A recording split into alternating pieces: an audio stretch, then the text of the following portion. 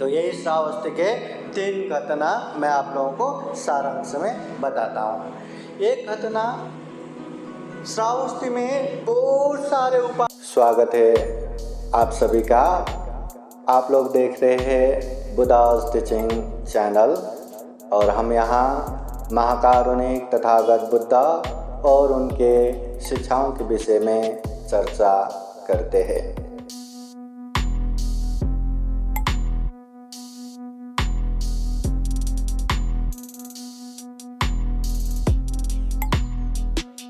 सब पाप सकरणं कुशल सौपसंपदा सचित वर्योदपनं एतं बुद्धानुशासनं।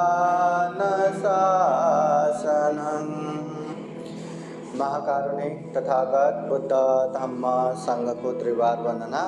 परम पूजनीय डॉक्टर बाबा साहब अम्बेडकर, उपस्थित भिक्षु संघ, सामनेरगण और संपूर्ण श्रद्धा संपन्न बुद्धि संपन्न उपासक उपासिकाएं। महाकारुणिक तथागत बुद्ध गया के बोधि वृक्ष के नीचे संपूर्ण ज्ञान प्राप्त करने के बाद वो सम्यक संबुद्ध बने, निर्वाण लाभी बने, दुख मुक्त हुए।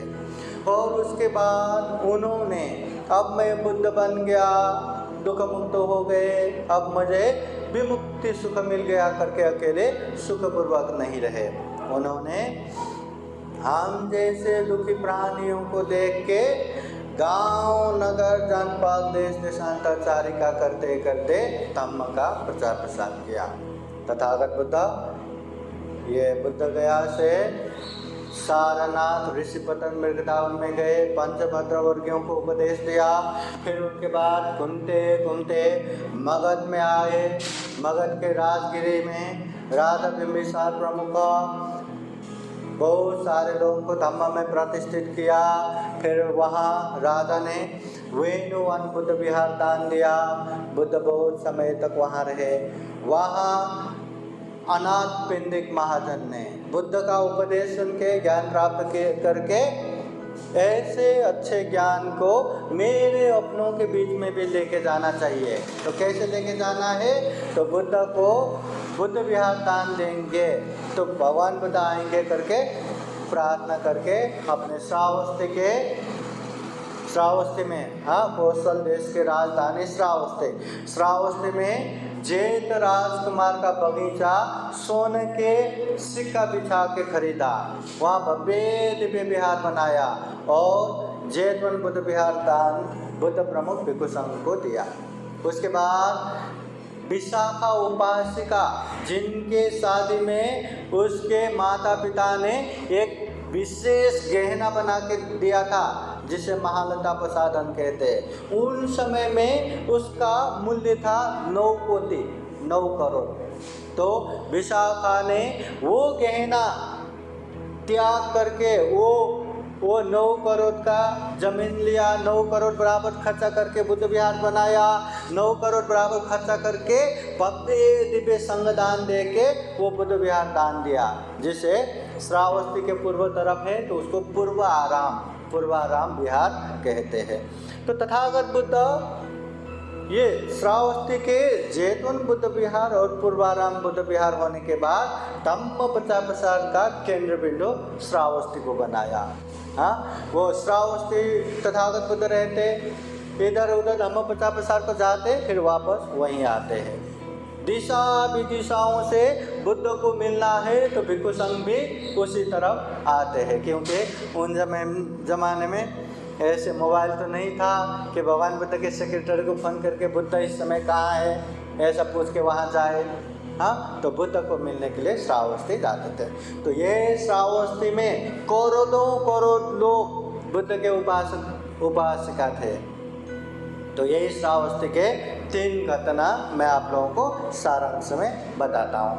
एक घटना, श्रावस्ती में बहुत सारे उपासक उपासिकाओं में एक परिवार ऐसा भी था कि उसके माता पिता दोनों बिहार जाने वाले, दोनों उपदेश सुनने वाले, दोनों दानशील भावना पूर्ण करने वाले और दोनों श्रोतापति फल में पहुँचे हुए, मगर उसके एकलौते पुत्र कभी बुद्ध विहार नहीं जाते, कभी बुद्ध की दर्शन नहीं करते, कभी उपदेश सुनने को नहीं जाते।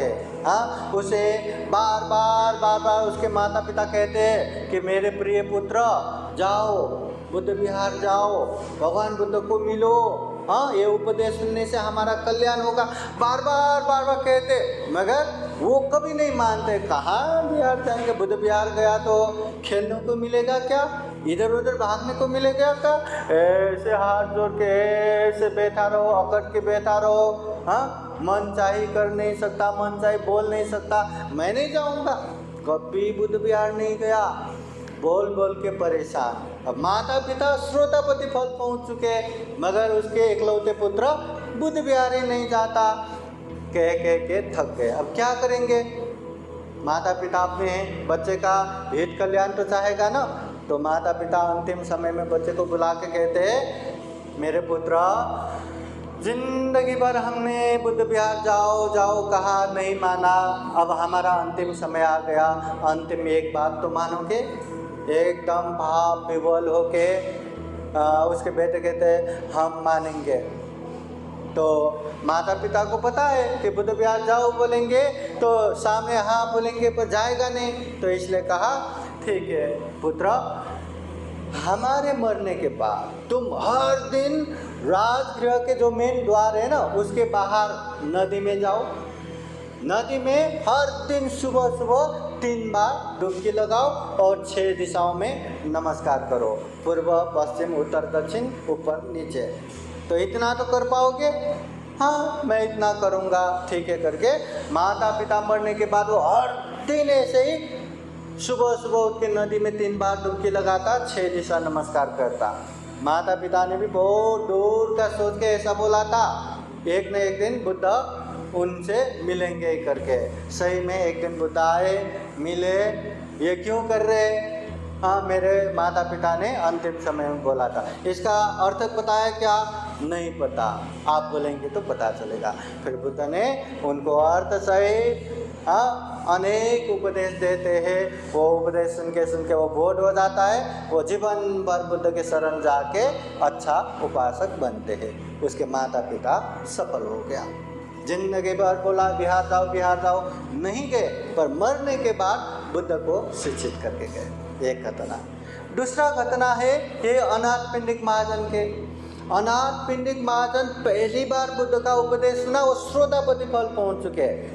उसके अनेक पुत्र पुत्री हैं, सब अच्छे अच्छे, मगर एक पुत्र है जिसका नाम काल है। काल वो कभी बुद्ध विहार नहीं जाता।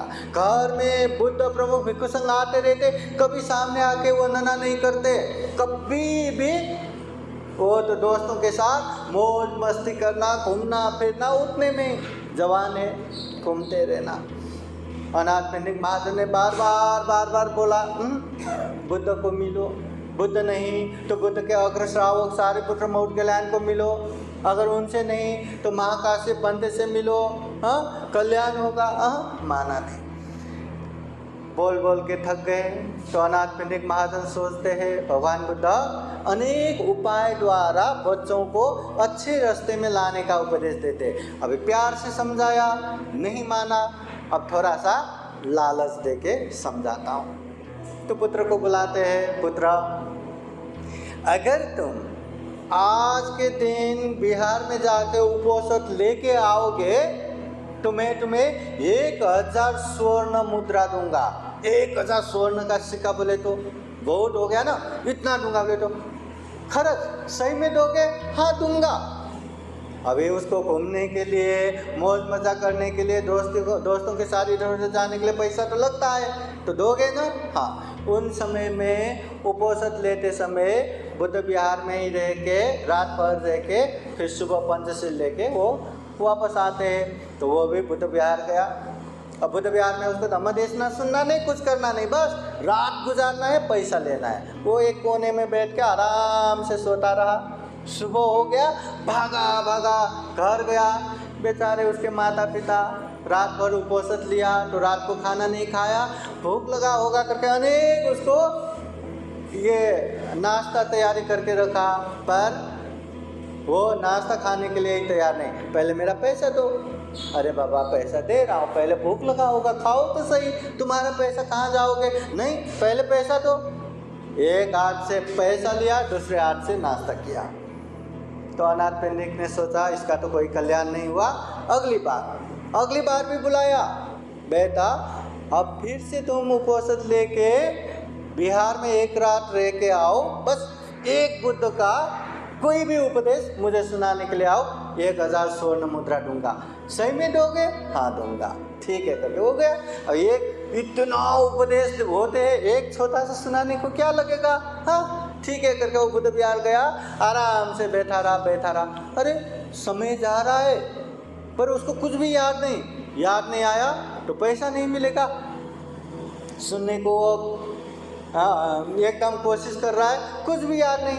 भगवान बुद्ध ने भी जानबूझ के एकदम गंभीर उपदेश दे रहा था, तो उसको लगा अरे इस तरह तो मेरा पैसा गया, कुछ भी याद नहीं आ रहा है, अब ऐसा नहीं मैं ध्यान से सुनूंगा करके वो ध्यान से सुना। भगवान बुद्ध ने जान लिया, अब इसका मन एकाग्र हो गया। ऐसा उपदेश दिया, अरे भगवान बुद्ध ने मुझे जान लिया, मेरे लिए ये उपदेश दे रहे करके ध्यान से सुनते उसने भी धर्म अवबोध किया, श्रोतापति फल प्राप्त किया। कल सुबह वो अकेले नहीं गया, बुद्ध प्रमुख भिक्षु संघ को अपने घर में नाश्ते के लिए लेके जा रहे। अनाथ पिंडिक महाजन ने दूर से ही देखा, अपने पुत्र अकेले नहीं आ रहे, सबको लेके आ रहा है। ज्ञान तो प्राप्त किया होगा, फिर भी देखते पहले पैसा देता है। तो उधर पुत्र ये सोच रहा था आज भगवान बुद्ध के सामने पैसा न दे तो अच्छा हो।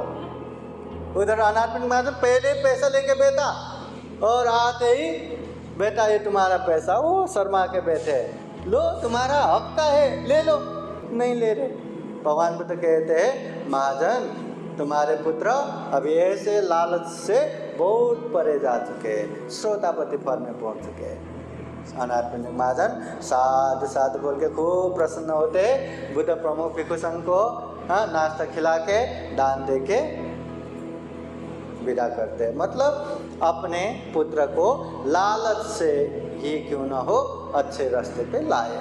अनाथ पिंडिक महाजन बहुत प्रसन्न हो गए। दूसरा अभी एक तीसरा छोटा सा घटना, वही श्रावस्ती में एक महाजन के पुत्र जवान था, पैसे वाले, अनेक दोस्तों के साथ घूमना फिरना मौज मजा करना, ऐसे में ही मस्ती। उसके दोस्त उसके पहचान में कितने लोगों ने अरे बाबा बुद्ध विहार जाओ, नजदीक भगवान बुद्ध है, हाँ बुद्ध के पास जाएंगे, उपदेश सुनेंगे तो कल्याणी होगा, जाओ जाता ही नहीं। अरे मुझे क्या जरूरत है, तुम्हारे जैसे दोस्त लोग हैं, खाने पीने को पैसा है, घूमने को मस्ती है, जवान है, और क्या चाहिए? क्यों बुद्ध विहार जाना? वो कभी नहीं गया। उसके दोस्त लोग कितने बुद्ध विहार जाके आते, अरे भगवान बुद्ध ने ऐसे ऐसे उपदेश दिया, तुम्हें भी जाना चाहिए, कभी नहीं गया। मुझे क्या जरूरत है? अभी समय तो रुका नहीं रहता, धीरे धीरे आगे बढ़ता है। अभी आगे बढ़ते बढ़ते उसका परिवार हो गया, उसके बच्चे भी बड़ा हो गया, वो बूढ़ा होने लगा, हाँ बच्चे का शादी भी हो गया। अभी उसका चिड़चिड़ापन बढ़ रहा है, उसका स्वभाव तो वैसा ही वैसा एकदम चिड़चिड़ा बढ़ रहा है, किसी को नहीं मानते। तो ऐसा हो के घर में बहुत झगड़ा बढ़ गया। अब झगड़ा ऐसे बढ़ गया, उसके खुद के पुत्र भी उसको पापा नहीं बुलाते, ए बूढ़े खाना खाने के लिए आओ, बुद्धा कहाँ जाके आया, ऐसे होते उसकी सुनवाई, उसके मतलब बेटे के बीवी भी रेस्पेक्ट नहीं, सम्मान नहीं। ऐसे देख के उसको बहुत दुख लगा, रे ये मेरा घर हो के भी देखो मैं जैसे चाहता हूँ वैसा नहीं हो रहा है, इतना ये दुख टेंशन ये क्या हो रहा है। उसको तो ऐसा लगा ऐसे जीने से अच्छा है मैं तो मर ही जाता हूँ। फिर बाद में याद आया, अरे मेरे जवानी में मेरे दोस्त लोग बार बार कहते थे बुद्ध के पास जाओ अच्छा ही होगा, पर मैं कभी गया नहीं, अभी एक बार जाऊं क्या। फिर लगा, फिर दोस्त लोग देखेंगे तो मेरा मजाक उड़ाएगा, जब समय था तब नहीं गया, बुढ़ापे में क्या करने जा रहे, फिर भी जाना तो पड़ेगा, मरने से अच्छा एक बार जा के आऊँ। लोग ना देखे इसलिए छुपते छुपाते वो बुद्ध के पास गया और अपना दुख बताया। बुद्ध ने कहा एक ही बात मानो, अपने काम खुद करो, होश में रहो, कोई भी बात में जल्दी जल्दी प्रतिक्रिया मत दो, बस इतने से हो जाएगा, करके तो देखो। वो घर में आया, घर में आते उसके वो बेटे बहू ने कहाँ जाके आया बुद्धे, वो कहा मैं बुद्ध बिहार जाके आया। हाँ खूब गया होगा, कहाँ कहाँ जाके गप्पे उप्पे लगा के चुगली उगली करके आया होगा बुद्ध बिहार। हाँ मैं सही में बुद्ध बिहार जाके आया। वो गया अंदर, झगड़ा करके नहीं बैठा, पहले होता तो मैं जहाँ भी जाके आऊँ तुम्हें क्या ज़रूरत, अपना काम करो करके ऐसे झगड़ा करने वाले। हाँ मैं बुद्ध बिहार जाके आया करके वो अपनी कमरे की तरफ गया। कमरे में पहले तो इतना गंदा करके सब बहू ने नहीं किया, बेटे ने साफ नहीं किया करके गाली करने वाला, गुस्सा करने वाला, अब वो खुद का काम खुद ही किया, इधर उधर गंदा भी नहीं किया, थूका भी नहीं, एक जगह ही गंदा भी एक जगह ही किया, एकदम साफ सुथरा किया और इंतज़ार करता रहा भोजन का भी। अभी खाना पहले 5 मिनट ढीला हुआ, लेट हो गया तो इतना चिल्लाने वाले। उस दिन आधा घंटा ढीला हो गया तो भी शांत बैठा रहा। फिर खाना खाने को बुलाया तो पहला होता तो ये ठीक नहीं, वो ठीक नहीं, ये नमक ज़्यादा है, ये ठंडा है, ऐसे चिल्लाने वाला। जो भी दिया आराम से खाया, कभी नमक कम दिया वो भी आराम से खाया, कभी ठंडा दिया वो भी खाया। ऐसे बार बार उसके बहू बेटे ने परीक्षा किया, वो अपने होश में रहा। गुस्सा आया करके तुरंत नहीं बोला। बुद्ध ने एक ही बात सिखाया, अपना काम खुद करना, होश में रहना, जल्दी प्रतिक्रिया नहीं करना। प्रतिक्रिया नहीं किया, शांति से रहा, शांति से रहा। ऐसा कर करके फिर बहू बेटे को भी सही में लगा कि मेरे पिताजी बदल गए। फिर उसके बाद तो फिर से रेस्पेक्ट, फिर से सम्मान, पिताजी आइए ना, खाना खाइए ना, आपके मन पसंदीदा बनाया है, ये खाइए वो खाइए करके बहुत अच्छे से रहने लगे। इतना मतलब मरने तक का नौबत आया था और इतना अच्छा माहौल देख के वो बहुत प्रसन्न हुआ। बुद्ध के पास जाके क्षमा मांगते हैं, मैं अंतिम समय में एक आपके उपदेश सुन के मेरा ज़िंदगी इतना अच्छा हुआ, मैं जवानी में आता तो मेरा कितना कल्याण होता, मुझे क्षमा कीजिए करके क्षमा मांग के जिंदगी भर बुद्ध के शरण में गए। तो ये है बुद्ध का उपदेश। एक एक उपदेश हमारे जीवन सुख शांतमय बनाने के लिए प्रशस्त है। इसलिए भगवान बुद्ध का उपदेश सुनते जाना, जब जब मौका मिले सुनते जाना, सुनते जाना, सुनते जाना, जितना भी मौका मिले पालन करते जाना, पालन करते जाना, पालन करते जाना। जिंदगी कहाँ कब कैसे ख़त्म होगा किसी को पता नहीं। हाँ, मृत्यु न बच्चा देखता है, न जवान देखता है, न अर्धवयस्क देखता है, न बूढ़े देखता है। आया तो आया। इसलिए खूब समय रहते ही पुण्य करना चाहिए, धम्म करना चाहिए। तो इसी तरह का पुण्य धम्म खूब करते करते आगे बढ़ सके, यही कामना करते हैं। सबको खूब खूब मंगल हो, कल्याण हो, सुख हो, शांति हो, ऐसी कामना करते हुए ये धम्म देशना यही समापन करते हैं। सबका मंगल हो, सबका कल्याण हो, भवतो सब मंगलम्। साधु साधु साधु। बुद्धं नमामि, बुद्ध को नमन करता हूँ। धम्मं नमामि,